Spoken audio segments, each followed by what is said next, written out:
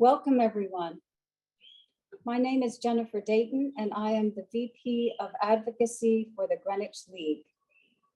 We are delighted for you all to meet our guest speaker, Andrew Garber, who has joined us for our program titled State and Federal Voting Rights, What's Next? He comes to us from the Brennan Center in New York, an independent, nonpartisan organization that seeks to identify problems and provide empirical findings on pressing legal and policy issues. Our purpose here in Greenwich is to provide an educational forum on reforms to voting rights in Connecticut and the United States. Before we start, I just want to quickly go over some event logistics. This is a webinar, so you can see us, but we cannot see you. Andrew will speak for about 30 minutes, followed by questions from the league, and then about 15 minutes of questions from the audience. If you have a question for Andrew, please type it into the Q&A. You will notice the chat function is not available. My partner on this program, Nancy Duffy from the League Board, will be moderating the question and answer session. With that, I am pleased to introduce Andrew Garber, a fellow within the Brennan Center's Voting Rights and Elections program. Prior to joining the Brennan Center, he was a litigation associate at Simpson, Thacher, and Bartlett, where his work focused on commercial litigation, along with a wide range of pro bono matters. Garber is a graduate of Columbia Law School, where he was a Harlan Fiske Stone Scholar and served as an articles editor to the Journal of Law and Social Problems. During law school, he also served as clerk to U.S. Senator Chris Coons on the Senate Judiciary Committee, intern to Judge Paul Gardeth in the Southern District of New York, and intern in the bill drafting unit of the New York City Council's Legislative Department. Garber holds a BA in political science from Villanova University. And now over to you, Andrew. Thank you so much, Jennifer. It's really great to be here, and it's great to get to speak with the League of Women Voters. You guys are an awesome organization. I know the Brennan Center is always really excited to get to partner with you, and I'm happy to be here tonight. So as previewed a little bit, I'm going to talk about some of the voter suppression we've been seeing nationally, some of the specific issues that are going on in states across the country, and some of the ways we can address it, including a little bit about the federal legislation we just saw not quite make it through Congress. And then I'm going to transition in the second half and talk about the state of voting rights in Connecticut and some reforms we've been seeing. Starting on a bit of a somber note, though, we're seeing a wave of voter suppression across the country. It's something that began before the 2020 election, but has really grown since 2020 exponentially and continued last year and even into this year. In 2021, 19 states passed 34 laws restricting the right to vote. More problematically, 440 bills restricting voting access were introduced across the country. That's more than a third of the total number of such bills that have been introduced since the Brennan Center started keeping track in 2011. Stating another way, from 2011 to 2020, the number of restrictive voting bills that were introduced across the country was only twice as many as were introduced last year alone. And the problem didn't end when we turned the calendar this year. At least 13 bills were pre-filed for 2022 legislative sessions. Pre-filed bills are things the legislatures tend to prioritize, so we may see action on many of those. And at least 152 restrictive bills were carried over from legislatures last year into this year. These numbers are particularly concerning because not every legislature meets in 2022. Some state legislatures are very part-time and they only meet every other year. So those numbers would perhaps be higher if all state legislators were meeting. Looking back at the 2020 election, though, one thing we should be celebrating is how successful it was. It went off really well. We all recall that it happened during a pandemic and there was a lot of fear and concern. Would people be able to vote? Could they vote safely without risking their health? What was going to happen? Well, one of the things that happened was state and local election officials did a terrific job generally of finding ways for voters to vote safely and to vote secure ballots that were counted appropriately. We saw an election that went off pretty much without a hitch. As a general matter, of course, a lot of things happen in individual precincts around the country. And in fact, the Trump administration's Secretary of Homeland Security called the 2020 election the most secure in American history. But we're not sitting here a little over a year later celebrating the great steps we took in 2020 and how we've moved forward with them. Unfortunately, we're talking about the voter suppression efforts that have amplified since then. Well, what justifies these laws? Supporters of these measures will tell you it's to stop voter fraud. This rationale is both false and convenient. Why is it false? Well, there's no evidence of widespread voter fraud in our country, including in the 2020 election. Research shows that an American is more likely to be struck by lightning than to commit voter fraud. It's extremely rare, something we see almost no evidence of happening, and something that's researched a lot. The Trump administration had a whole presidential committee that looked into voter fraud. It was disbanded quietly when it found nothing. The Texas Secretary of State's office dedicated tens of thousands of work hours last year to finding fraud in the 2020 election. They turned up nothing. Why is it a convenient narrative? Well, it's hard to disprove a negative. It's hard to definitively say there are no instances of voter fraud because you can always argue, well, we're just not catching them. They're getting away with it. Likewise, we're seeing some politicians who are now arguing it's the threat of voter fraud that justifies these laws.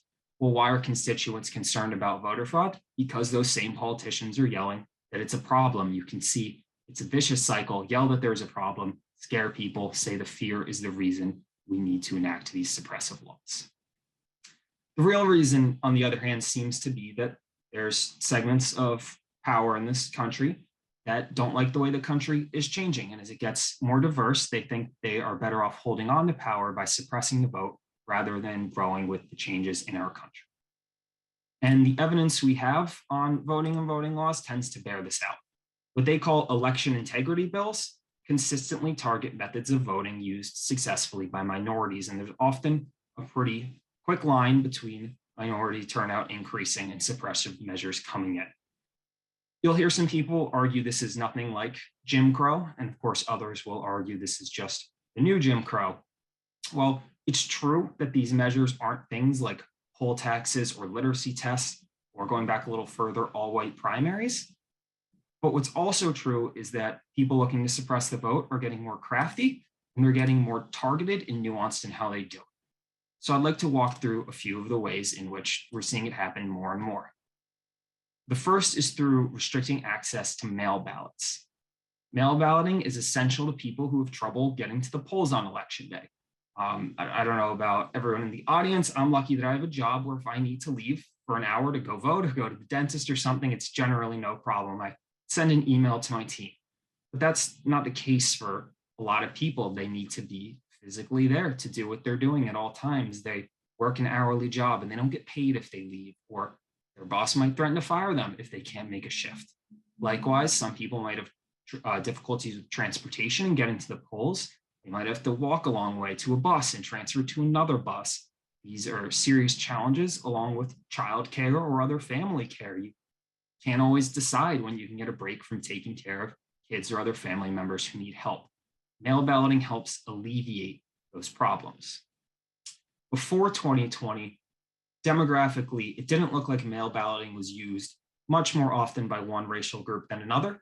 That changed, and it was Black voters who became far more likely to vote by mail in 2020. In Georgia, we saw that up to 30% of Black voters who voted did so by mail. So there was no fraud in the election in Georgia in 2020. That's something that's got a lot of attention in the news. The Secretary of State in Georgia came out and confirmed that. So we see it's a pretty small step from seeing that Black voters are voting by mail to Georgia making it harder to vote by mail. There doesn't seem to be much other explanation for it. In a similar vein, we've seen states eliminate access to drop boxes. That's where if you have a mail ballot, you can go put it in a secure box and the local election officials will collect and count those. During the 2020 election, the state of Texas implemented a rule allowing only one drop box per county. Think about who that affects. Not as much the smaller, more rural counties, but the large urban diverse counties. So for example, Harris County, where Houston is one of the largest in the country. One drop box for that entire county meant millions of people who had access to mail ballots literally had one box to put them in. Purges are another way we're seeing restrictive voting laws come into play. So you may also hear these described as voter list maintenance procedures. It's where the state goes through and systematically removes the names of people they believe are no longer active voters from the voting rolls. Now, keeping up to date with the voting rolls is good. That's not something we advocate against, but the problem is the purges have a long history of being discriminatory. The 2019 Ohio voter roll purge led to depressed minority turnout in the 2020 primary election next year. Similarly, the 2019 purge effort in Texas was blocked by a federal judge for being discriminatory. When these are done under good practices and in a careful and thoughtful way, it's good to keep the voter rolls updated, but far too often they are a pretense for removing minority voters from the polling logs. Additionally, we saw states reduce polling place availability, something we saw in 2020, and it's something we've seen in some of the laws that have passed or bills that have been proposed, and it's often blamed on funding issues or some precincts just not having as many people, but inevitably it falls on the urban diverse areas. So for example, during the 2020 primary election in Wisconsin, the city of Milwaukee, the most diverse portion of the state, had only 5 polling places open total. That certainly depressed turnout overall, but it was Black voter turnout that was down the most relative to the primary 4 years earlier. Taken together, these changes all lead to longer lines to vote. And again, we see that this affects minority voters the most. Latino voters wait up to 46% longer than white voters in line, while Black voters wait 45% longer on average. This one I think is pretty straightforward. Longer lines discourage voting. It's great when people are willing to stand out there for an hour, 2 hours, 5 hours to cast their ballot, but it's not reasonable to expect everybody to, and it's certainly not the way we want our democracy to function. Voting should be convenient and quick. Some of the bills we're seeing are also going to subject election officials to more voter intimidation. 2020, there were a lot of news stories about efforts to intimidate voters, harass voters, and we're seeing more of it in the laws. So for example, Texas last year passed an omnibus restrictive voting bill called SB 1. SB 1 has this provision where a poll watcher an election official cannot remove a poll watcher from the polling place unless the poll watcher has committed a crime. If the election official is mistaken and the poll watcher has not committed a crime, then that election official can be criminally prosecuted for that mistake by a prosecutor who wasn't there. So turning on to a second but related issue we're seeing is election sabotage. Unlike efforts to repress who can vote, election sabotage are efforts to undermine the legitimate results of an election through techniques such as partisan reviews of the election or just outright giving power to partisan officials to overturn the results. 6 different states engaged in partisan reviews in 2021. And those pre-filed bills I talked about earlier for 2022, 5 of them would allow such partisan reviews. The one you may remember getting the most headlines was in Arizona, when the state legislature contracted a group that called themselves the Cyber Ninjas for the purpose of finding fraud in the 2020 election because they didn't like the result. Well, even with many, many methodological problems, the Cyber Ninjas didn't find any. On the other hand, when it comes to some other ways that legislatures and partisan actors are looking to affect the outcome, Georgia passed an omnibus voting bill last year as well, and it has this really disturbing provision where authority is transferred away from the Secretary of State into the partisan legislature. It does it in 2 ways. First is elections are overseen in Georgia by the state election board. Previously, the Secretary of State had generally been the one running the board and was the person to whom the board was accountable. Well, now it's the legislature. The legislature has authority over the actions of the board. Even more concerningly, the legislature now has given itself the power to remove local election officials. Put yourself in the shoes of a local election official. You want to do right. You want the election to run as smoothly as possible. But if leaders in the legislature are saying they expect certain results, well, your choice is now either do what you think is right and possibly get fired, or bow to what the legislature wants, that's really, really concerning. We've also seen several bills that would empower partisan officials to straight up change the election results.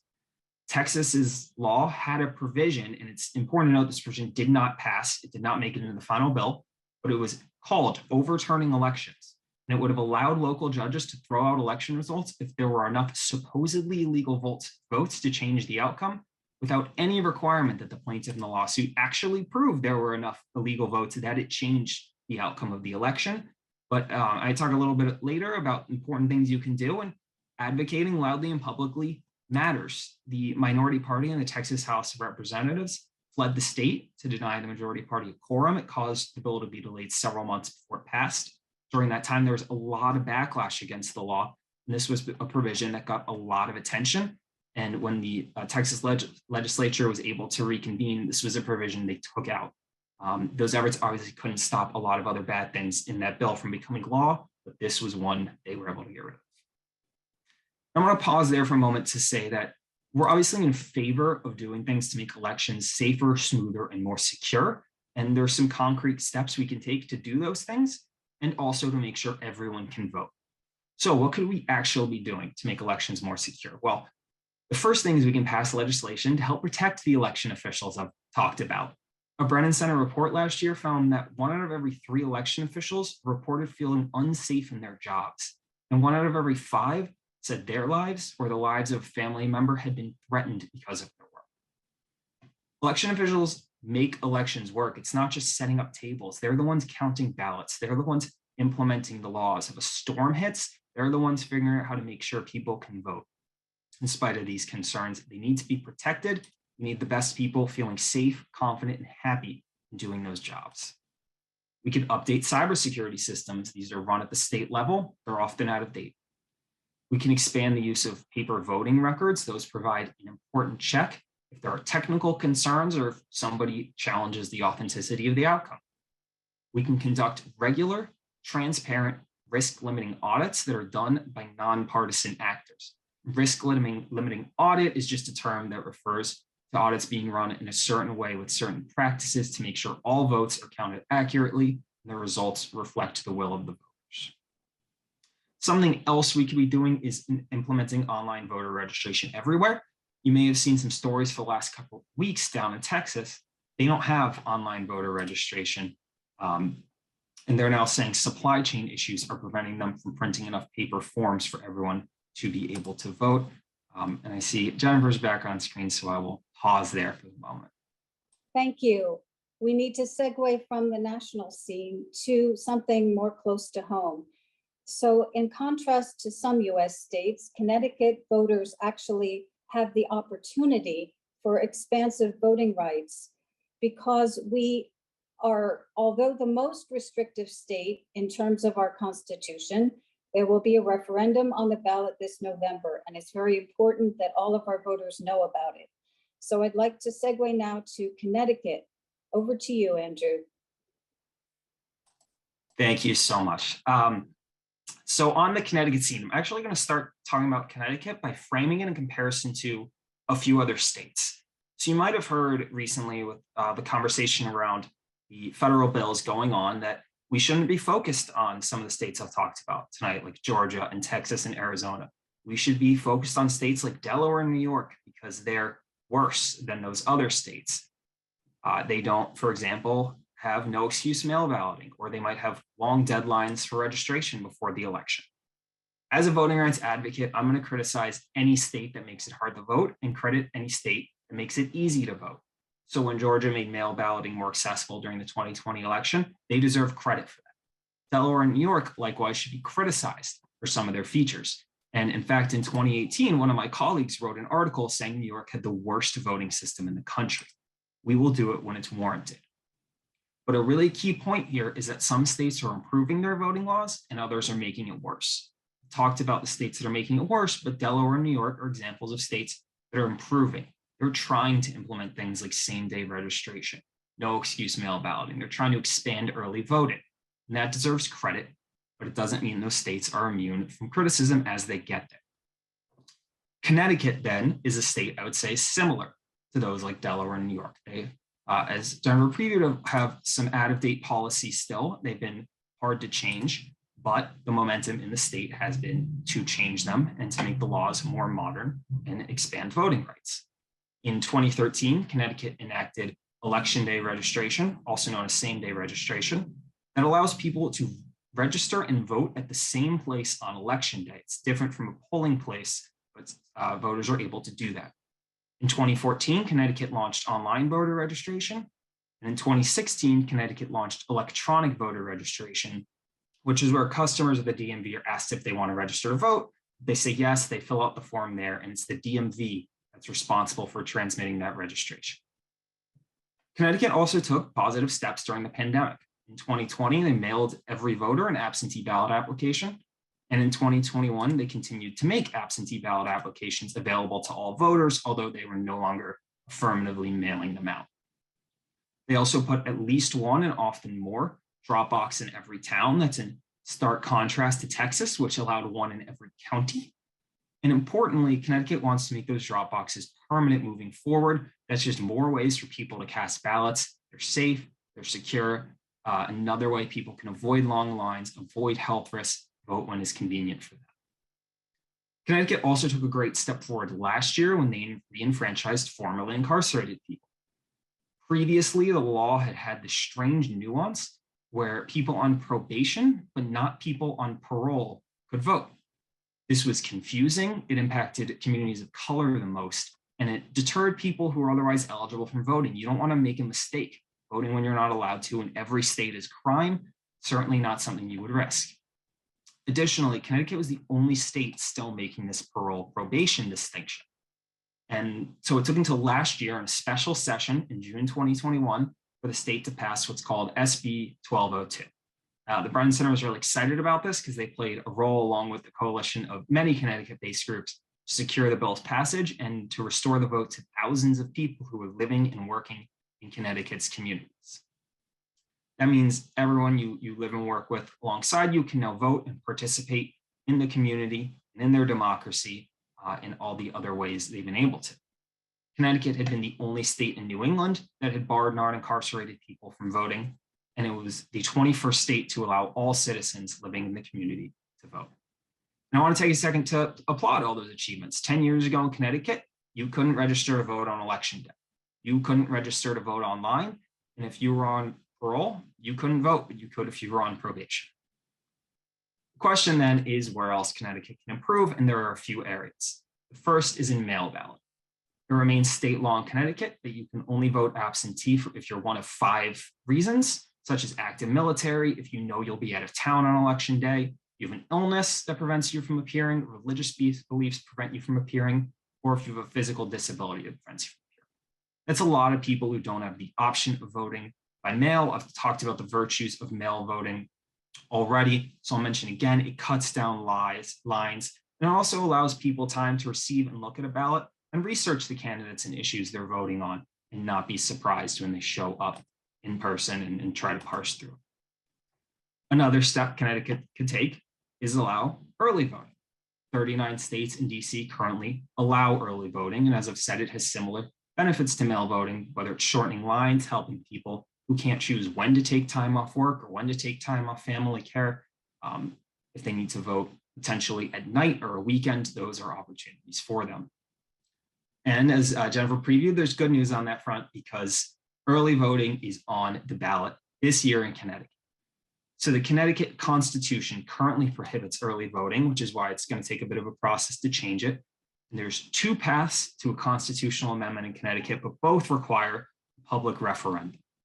The legislature, in this case, was able by simple majority vote to pass this ballot initiative during 2 consecutive legislative sessions. And the first was in 2019, and then they passed it again in 2021 to send it to the people. Great news was that it got strong bipartisan support in both houses, both times. It passed the Connecticut House of Representatives 90-35 in 2019, before passing 115-26 in 2021. And it passed the Connecticut Senate 23-13 in 2019 and 26-9 in 2021. So the Brennan Center is a nonprofit. I can't tell you how I think you should vote on the initiative other than tell you that you should vote on it, and I want to give you some background to help make that decision. The measure would change the Constitution to allow the legislature to enact laws around early voting. That doesn't mean if the initiative passes, there will instantly be early voting. It just removes a barrier that prevents the legislature from doing so. An important point to make here is that ballot initiatives like these are never a given. New York last year, we had on our ballot both no excuse absentee mail voting and shortening registration deadlines. Similarly, the New York Constitution does not allow either of these things. Both those measures failed. So there are different reasons that can happen. These questions can be confusing. They talk about amending the Constitution to permit the legislature to shorten deadlines or to allow early voting. It can be intimidating, particularly when we're talking about amending the Constitution. That can sound scary. Now, I will say that the text of the Connecticut initiative is written pretty cleanly. It says, shall the Constitution of the state be amended to permit the General Assembly to provide for early voting? But I would still encourage you not to think that Connecticut is different, and unlike New York, it may simply pass or simply not pass. In 2014, Connecticut voters had a functionally identical proposal on the ballot. It had similar strong support from the legislature. And as you know, since it's on the ballot again this year, it failed. It was a close vote, 52 to 48, but it did ultimately fail to succeed. There's also the possibility with ballot initiatives that a minority will really pour resources against the passage of an amendment, while the majority fails to dedicate the same resources, and that shouting drowns out those in favor. Another important point here is even if the measure passes, that doesn't mean Connecticut will automatically end up with early voting. The legislature still has to enact it. There could be opposition that shows up for the first time before the legislature or in a resources court, and then the legislature might just not make it a priority. It might move slowly in time. Additional time could pass without early voting being enacted in Connecticut. There's also the possibility that the legislature takes advantage, but does so very piecemeal. 2 days of early voting is nice. It's nowhere near the level of, say, 2 weeks of early voting. So there's still a lot of things that could stand in the way between now and Connecticut getting to a place where we can say it has robust early voting that we should feel very great about and very strong. So I'm going to close by talking quickly about some of the things you can do to be involved in voting rights. Well, the first is to vote. I know it's obvious, but it's the thing that makes the most difference. You should vote every time in every race, every ballot initiative. Don't take elections off. Don't assume things will come out a certain way just because of what you hear in the news. The second is you can advocate for voting rights. You could call elected officials, both in Congress and state legislatures. They listen, they write these things down. Participate in public actions like marches and tweet storms. I talked about with the Texas bill, although the publicity wasn't able to kill it entirely, it got some really bad provisions out of there, like that overturning elections one. You could attend local hearings. States have been having hearings this year on redistricting, for example, make your voice heard against gerrymandering. You could serve as a poll worker. I know I've talked about it being a scary time for poll workers, and that's true, but we need dedicated people who will go out, do the job, do it honestly and in a nonpartisan fashion. Even just offering your support to poll workers can make a difference for them. You could work with groups that register voters, whether it's people simply in your life, making sure your friends and family are registered and voting, or through a community group. If you're an employer, you could offer paid time off to your employees so they can vote or serve as poll workers. You could volunteer with groups like the Nonpartisan Election Protection Hotline. That's 1-800-OUR-VOTE, and they just have people in a phone bank. When voters call with questions, they answer them. That's it. You could provide physical or language assistance to voters who need it. Those are federally protected rights and rights that are dependent on the help of others. Finally, and I know this is taking it a step further, you could run for office, whether it's something highly local or something more prominent. It makes all the difference. So many office holders talk about when they first thought about doing it, it sounded crazy. They didn't know if they had the support, but once they went and did it, they realized how achievable it was. The last thing I'll leave you with is to believe in and promote the truth. We see so much misinformation these days. It's so damaging. Learn how to identify misinformation. Take the effort to combat it when you see it. When we can believe in truth and everyone can agree on the same set of facts, we can achieve a lot more. There, I will pause. Great. Andrew, thank you very, very much for informing us about the specific challenges and opportunities in the voting rights debate. We appreciate it so very much. So we are going to transition now to the question and answer part of the event. And the League has prepared about 9 questions for you. And I want to remind the audience to please put your questions into the Q&A. Okay, question number 1 is, what are your views on barring Congress from overturning a presidential election result unless a state sends competing slates of electors to decide the result? Would a revision of the Electoral Count Act be sufficient to safeguard our democracy? And if you could just remind us what the Electoral Count Act of 1887 is all about. Thanks. Sure, happy to. Always enjoy getting to talk about the 19th century voting laws as well as the new ones. So there's 2 parts to that question. The first part about overturning a presidential election in Congress that's something that's a real concern. It's something I think as Americans we can all agree we want to see the will of the voters reflected in the final outcome and not allow some procedural mechanism or just angry partisans to change a result. So it's important we take additional steps to prevent that. That turns to the Electoral Count Act, which is a 19th century act that sets out when the states send their electors in the presidential election to Congress, it is Congress who technically counts and approves them.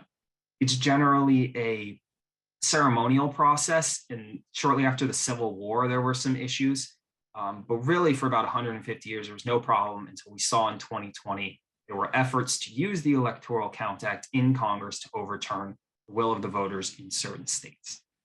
Now, reforming the Electoral Count Act is really important. We need to change it to say things like the vice president's role is purely ceremonial. You remember there was pressure on Vice President Pence to use that role to throw out electors. It doesn't look like the law currently allows that, but making it very clear would be a great step. However, just changing the Electoral Count Act alone is not enough to safeguard our democracy. The metaphor I like to use is you need to make laws to protect both who's allowed to play the game and who keeps the score of the game. The Electoral Count Act refers or relates to who keeps the score. But if you've rigged the rules so you decide who gets to play to begin with, it doesn't matter who's keeping score. Electoral Count Act reform is important, but it is absolutely not a substitute for other important voting reforms. I didn't quite get a chance to talk about them in detail, but we saw the Freedom to Vote Act and John R. Lewis Voting Rights Advancement Act almost make it through Congress, come up just short against the Senate filibuster. The various provisions in both those laws that will protect people's right to vote and make sure we're securing the rules of who gets to play the game are just as important as any reform to the Electoral Count Act. So, when we hear some of the talk of why don't we put the big reforms aside and just do the ECA, it's not enough on its own, and we shouldn't give in to that urge, I guess, when there's such important changes that can be made to protect voting rights. Great. Okay, question 2 is, must congressional action to protect voting rights be taken only on a bipartisan basis? We know throughout history that has not always happened. If so, what is the best way to bring Republicans and Democrats to a compromise? Sure, thank you. So as a starting point here, bipartisanship is of course important generally. We want to agree and we want to pass laws that have the broadest coalition and the widest range of support. That's important. But as you said, Nancy, the reality is in the voting rights sphere that hasn't always been the case. The president of the Brennan Center actually an op-ed in Politico a couple of weeks ago detailing that history. So for example, the 15th Amendment bars states from discriminating against the right to vote on the basis of race, color, or national origin. It's what created, in fact, the right to vote for Black citizens in our country and many other minority citizens in our country, passed shortly after the Civil War. It went through Congress without a single Democratic vote. The Republican Party, known as the Radical Republicans at the time, had a large enough majority in Congress to just push it through. Looking back at that over 150 years later, I hope we can all agree that even though it didn't have bipartisan support, finally enshrining the right of all citizens to vote, regardless of race, was well worth it. So we need to think about the importance of voting rights when we and that if both parties can agree, we shouldn't let action be stifled simply because we're shooting after a bipartisanship that might not come in the moment. The other thing that's really specific to this moment is these voter suppression laws we're seeing in states across the country aren't happening on a bipartisan basis. And it's really concerning, and I think a really problematic asymmetry to say, well, voter suppression is happening on a party line basis, but any reform to enhance voting rights, that has to be bipartisan. We want bipartisanship. We want to see these laws. We want everyone to agree on these laws and these common sense reforms, but we can't allow voting rights to be stifled. Okay, great. Question 3, is there evidence that laws in other states cause voter suppression that can alter election results? As a starting point here, I think it's worth mentioning gerrymandering. We don't necessarily think of gerrymandering as a form of voter suppression, but in a lot of ways it is. It's the legislators picking their constituents. It should be the other way around. We should pick politicians. They shouldn't pick us. And when they draw the boundaries to entrench themselves in power and to potentially get some of their political enemies out of power, that is a form of voter suppression. It results in a body of power that doesn't reflect the will of the people. I'll also mention Georgia as an example of a time or situations where outcomes may have been affected by voter suppression measures. That's something that's really hard to prove methodologically. There's obviously a lot of factors that go into elections. Turnouts go up and down. They're about candidates at the end of the day. But in Georgia in 2018, the state purged over 50,000 voters, over 80% of which were voters of color. I'll mention, of course, Georgia's general population and voting age population is nowhere near 80% voter people of color. The governor's race that fall was decided by about 50,000 votes.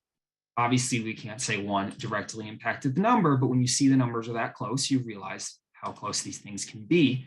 And to take a step back and think about Georgia a little more holistically, they also did a voter roll purge in 2017 that removed 560,000 names.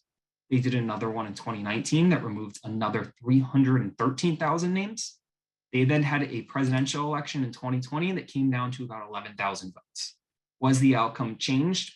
Very, very hard to say for many, many reasons, but we've seen hundreds of thousands of people removed from the rolls in Georgia, disproportionately people of color, and then we see razor-tight elections. These things can make differences. Okay. Question 4, since the Freedom to Vote Act did not pass, will election races be significantly less competitive?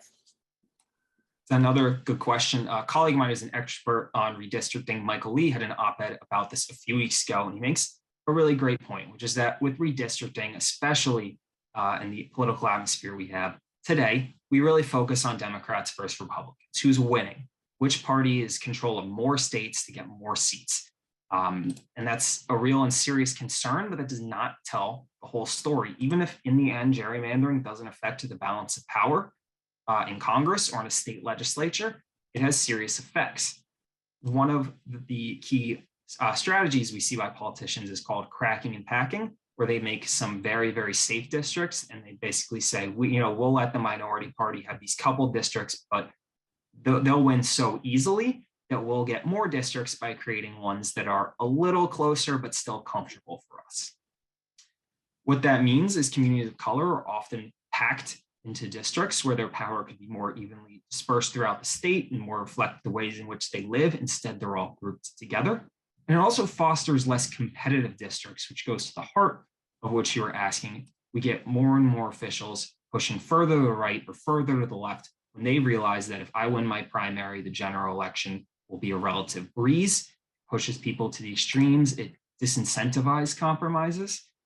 It disincentivizes running to the more general population of the state and focusing only on the minor area the politicians themselves.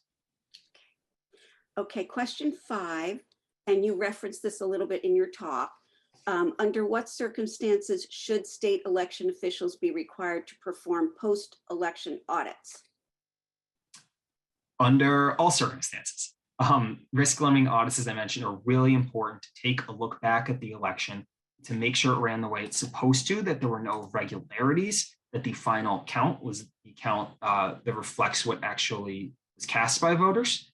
But the really, really important point here is that these audits be done by nonpartisan professionals, not by partisan officials, and not by sham companies set up to advance the interests of partisan officials, like we saw with the cyber ninjas.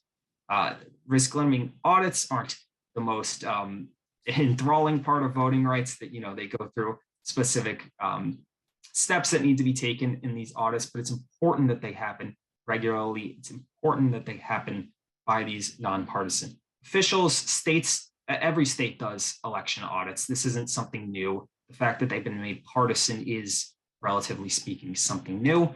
One of the many important provisions in the Freedom to Vote Act is that it sets standards for risk limiting audits, specific ones that every state would have to follow uniformly across the country. And that is something we really need. Great. Question 6 is, what are best practices on early voting, a topic that is up for voter approval in Connecticut by ballot this year? So early voting, I think the two most important things are, first, that there's a good amount of time for it. The Freedom to Vote Act would require all states to allow at least 15 days of early voting. And around that 2-week measure, something the Brennan Center often advocates for, it allows people to live their lives. This is obviously a group of people who care about voting, and I'm a voting rights lawyer, but not everyone is able to think about voting all the time. And if they have multiple weeks where they're able to find the day that works for them, it's going to allow turnout to be up. It's going to allow people to feel safe and confident when they vote. We also want to see that there are weekend and non-business hour options. Some people work all the time during the day, whether that's 9 to 5, 5 days a week, whether that's a more irregular or erratic schedule. And the ability for someone to say, okay, tonight I get off work at 9 p.m. and I'm going to go over and vote, is a great option. We saw in Harris County, Texas, the local officials in 2020 had weekend voting. They had a couple nights of 24-hour voting, and tens of thousands of people showed up and used that. So it's important, not necessarily that the polls are open 24 hours every day for weeks on end, but that different opportunities are given for people who can't necessarily show up on election day or a couple days before during business hours. And finally, I'll just note that it's important that early voting be coupled with forms like making election day being a holiday and access to mail ballots. That's just going to allow the most number of eligible voters to vote, and it's going to eliminate problems like long lines on election day. Great. Okay, question 7 is asks you to expound a little bit on something that you've already spoken about. The CT referendum this fall will simply ask if early voting should be available to CT voters or not. Since legislators will approve the process, what role does a town play in deciding local implementation? Well, it's the local election officials who may be at a town or county level who play really the entire role in doing that. So often we think of election officials and poll workers as being people who set up tables and check us in when we show up to vote, but they do so much more. They're the ones in many cases, like I was just mentioning about Harris County in Texas, who decide when the polls are open for early voting. They decide if they're going to do weekend hours, for example. They also are the ones developing best practices for how to deal with things like long lines or when there's confusion over whether or not someone is eligible. They also respond to changing circumstances. So many of the great things we saw in 2020 were due to local election officials, whether it was deciding we're going to have weekend hours, whether it was deciding we're going to allow more mail balloting. They did a great job. And it's so important that we allow election officials the confidence and the authority to continue responding to that. Even before 2020, we would see, unfortunately, every few years, an election be affected by a natural disaster. A hurricane or a tornado or something hit a couple days beforehand. Maybe the power just went out coincidentally at a polling place the morning of. Election officials, the local officials, are the ones deciding what to do, how to get voters to vote, looking at the laws. What can we do? What can't we do? It's so important that we protect them, so they play a huge role. And as a final piece here, I'll mention that a colleague of mine and I wrote an article about the importance of election officials talking about some of these things a couple months ago. Hopefully we can put in the chat for those of you that are interested in learning. Excellent. Okay, question 8. What roles do state legislatures, Congress, and the executive branch play in changes to voting laws? State legislatures generally are the ones with the power to make voting laws. That's kind of the default rule we play by in the United States, is states set their own voting rules, and that's a power that derives from the Constitution. But the Constitution in Article 1 also says that Congress may at any time by law make or alter regulations relating to voting, and it's a power Congress has used many times throughout its history. So Congress has a significant role to play, in particular when we see states passing repressive laws and restricting the vote. That's the chance for Congress to step in, make things right, or maybe states just have bad audit procedures. Well, that's a chance for Congress to step in and play a role of understanding that in some cases we need national uniform legislation, but at the same time, states always in the first instance getting to make laws relating to voting. Also, an important point on Congress's power and responsibility, we often think of the Constitution kind of separately from the amendments, but the amendments are every bit part of the Constitution, and some of them relate directly to voting. The 14th and 15th Amendments are the two big ones I'll flag there. They're definitely not the only ones. The 14th Amendment has provisions like every citizen is entitled to equal protection under the law. Every citizen is entitled to due process. The 15th Amendment, as I mentioned, bars discrimination in voting based on race. Both of those amendments have provisions that specifically say Congress may make laws to enact the foregoing in these amendments. Those are tremendously important, and Congress should be taking advantage of those to pass some of the federal laws like the Freedom to Vote Act and John Arlo's Voting Rights Advancement Act. Finally, on the executive branch, they also play a really important role. Sometimes it's just with funding and making sure states have the resources to do the things they need to do relating to elections. Sometimes it might be directing a Department of Justice to be a little more aggressive in pursuing the pursuit of voting rights over states who are passing some suppressive measures. Very good. Andrew, thank you. All right, that concludes our league prepared questions, and we are going to move to audience questions now. The first question is, with Shelby v. Holder gutted and the Senate ineffectual, is a new constitutional amendment required? Thank you for that question. It's a really good one. I'm going to assume not everyone knows about Shelby County v. Holder. I'll be really quick in saying what it is. The Civil Rights Act of the Voting Rights Act of 1965 was one of the most important pieces of civil rights legislation we've had in our country. It protected the right to vote. In a lot of ways, one of the key ones was called preclearance. And there was where states with histories of voting discrimination had to receive approval from either the Federal Department of Justice or a federal court in Washington, D.C. before they could implement voting laws. The system worked beautifully and made a huge difference in minorities' access to voting in those states. In 2013, in the Shelby County case, the Supreme Court struck down the formula for determining which states are covered. To be clear, the Supreme Court has said over and over, preclearance itself is constitutional, but it said the formula to decide which states are covered was out of date and therefore unconstitutional. Justice Ginsburg, in dissent, said it was like throwing away your umbrella in a rainstorm because you're not getting wet. Immediately, we saw the effects. Texas passed the nation's most suppressive voter ID bill the same day. The federal court later found that voter ID bill is intentionally discriminatory. It is extraordinarily difficult to convince a federal court that a law is intentionally discriminatory. So that was a really, really difficult defeat for voting rights. And that's one of the reasons we've seen some steps backwards over the last few years. As to the second part of the question of whether a constitutional amendment is required, I think the answer is no. A constitutional amendment, generally speaking, is going to require 67 votes in the Senate. So if they can't pass legislation on something, it's hard to imagine they'll be able to pass a constitutional amendment on it.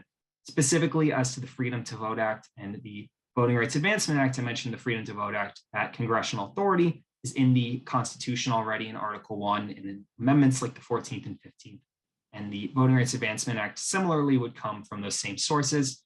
As I said, the Supreme Court has approved preclearance over and over, so that is there and ready to be restored if we can get a formula to do it. Okay. All right. Our next, the audience question is, what is your opinion of a recent op-ed in the Greenwich Time that's suggesting that we change how we elect members of the US Congress? Fred McKinney wrote, eliminate congressional districts and thereby eliminate gerrymandering. Candidates would need statewide support in order to be elected or re-elected. That's a really good question. And I'll start by noting that ideas like this always have pluses and minuses. So yes, we eliminate gerrymandering, but in so doing, we probably give greater power to political parties. We see systems closer to this in Europe, in proportional representation, where everyone in a country or a region within a country will vote, and say we implement that and a state gets 10 seats. How that'll work is everyone will vote, not for candidates, but for a political party. And if a political party gets 60% of the vote, they get 6 seats. Who gets to fill those seats? Well, the political party puts out a list of 10 people ranked 1 through 10.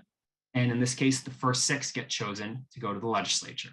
So that's a potential drawback on that. There are other ways I'll also mention that we can address the gerrymandering problem. Some states have done this, and it's something the Supreme Court has endorsed as constitutional, is do neutral committees that are picked with people from both parties select some of the people that go on there. And rather than being the politicians themselves drawing the line, it's independent arbiters. Okay. If freedom to vote does not pass, and it has not, what legal tools are available to fight dirty elections? Sure. There's still a lot of tools available that we at the Brennan Center and allies and coalitions are continuing to use. The first is the path to voting rights reform is never completely over. It obviously looks right now like the Freedom to Vote Act isn't going to pass, and that may be the case, but that doesn't mean we should consider it dead and never look at it again. The Voting Rights Act of 1965 was first the Voting Rights Act of 1957, but they couldn't get it through Congress. So then it was the Voting Rights Act of 1964, still couldn't get it through Congress. And in 1965, finally, the political will was there to get it done. I hope we're not 8 years away from the Freedom to Vote Act passing. I hope something changes in the coming weeks or months, but obviously the reality is probably not the case. Good news is there are other tools. We can continue to advocate in state legislatures. Talked about Connecticut as an example of a place that's moving forward and implement really important pro-voter reforms. And we can continue to advocate in states that we see more as backsliding and making sure, whether it's making sure the worst things don't pass or it's getting them to do some good things alongside that. That's a fight we won't give up on, and we're going to continue to partner with people and groups in those states to do that. We also have litigation. Litigation isn't the best tool necessarily because cases take a long time to litigate. They require a lot of resources. During the time a case is ongoing, these repressive rules are in effect. You can't undo elections that are done with people not having correct access to the ballot. I can tell you we're part of a lawsuit suing Texas over this law. And as long as we see states passing laws like these, we and others in the voting rights community are going to stand up against them in court or through any avenue we can. Okay. Is the U.S. Postal Service still posing an impediment to mail-in voting nationwide?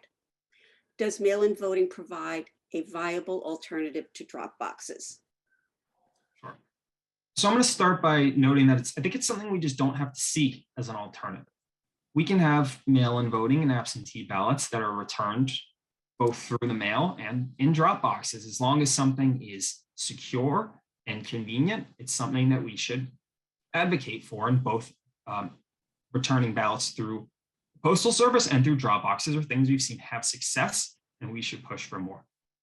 The issues with the Postal Service that we saw that definitely had a political spin on them in 2020 aren't as big a concern now. We've moved out of some of the worst phases of the pandemic. Of course, not everywhere, and that's something that's ebbed and flowed, but some of the challenges we saw to the Postal Service in 2020 aren't currently in the same place.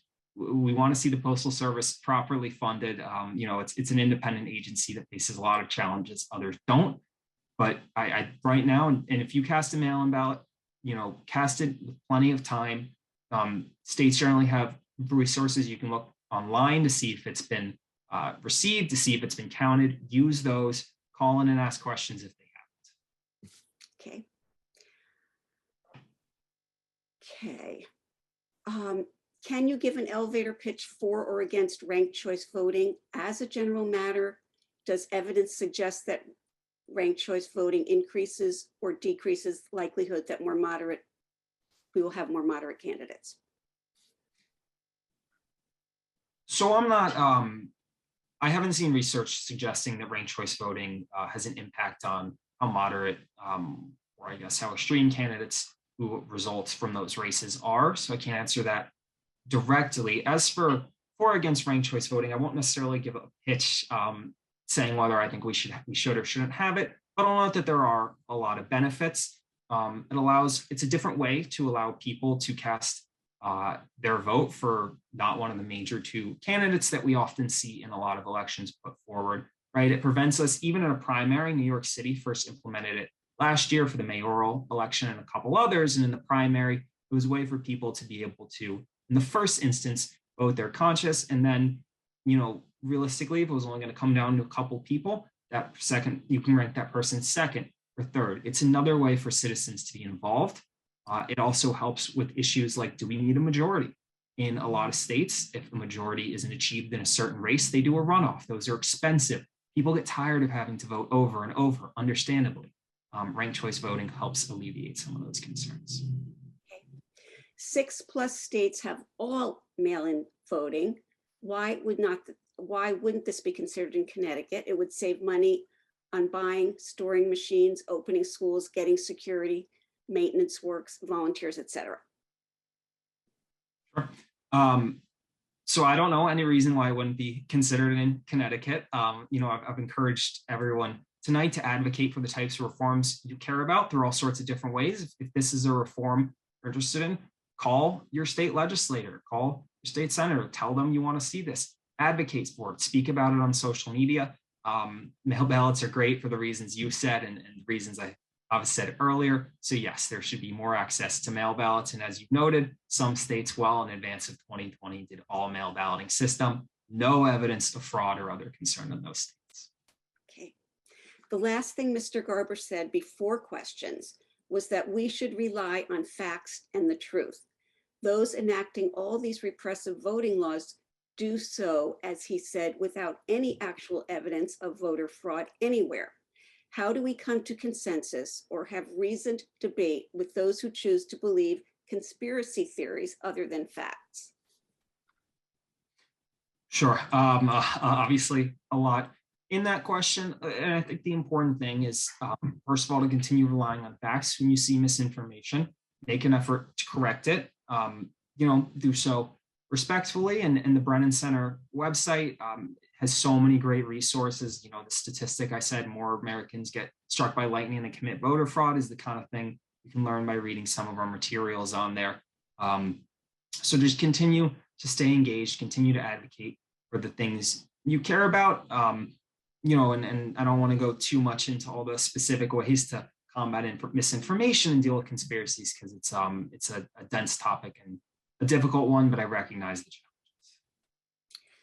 Do you see hope that a bipartisan Freedom to Vote Act will pass this year? Yes.